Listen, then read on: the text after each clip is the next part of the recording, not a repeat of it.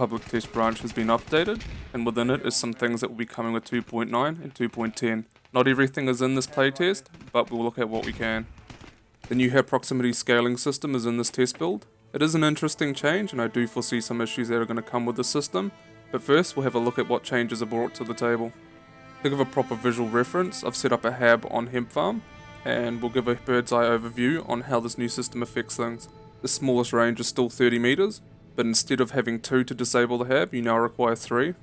Every 10 meters that threshold is increased by 1, reaching a maximum of 80 meters and 8 people required to disable the HAB.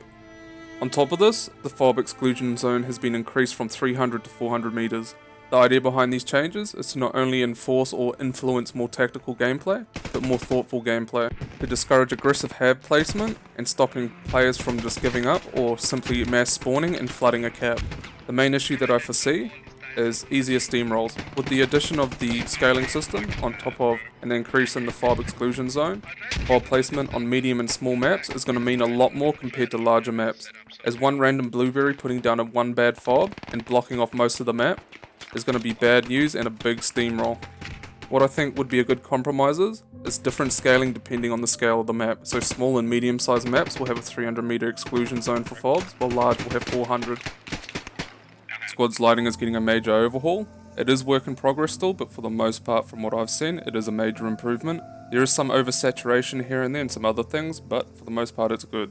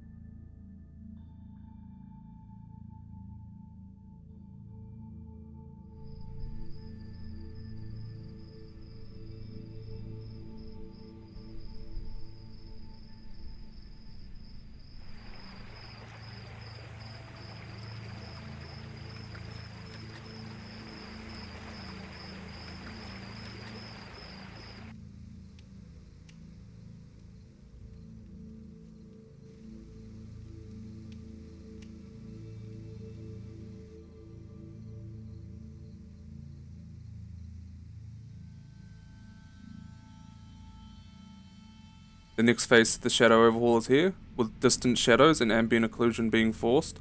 Shadows will now render out to a maximum of 1.7 kilometers, aside on small maps like Fallujah, Sumari and Loga. This is still heavily work in progress, and there is a lot of work being put into optimization to make sure that it's not too performance impactful for people with lower spec PCs.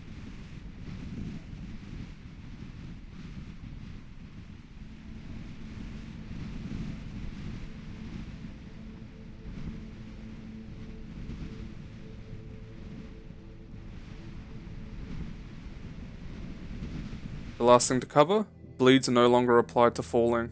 Bleeds from fall damage would apply depending on your health and the heights that you fall. Now with it removed, you can jump off and all you need is to be touched up by a medic. I like and don't like it. I think a good compromise would be really high falls would trigger a bleed while small and moderate falls wouldn't. Anyway, this is pretty much it for this video. Hopefully you guys enjoyed, and I'll catch you guys in the next one.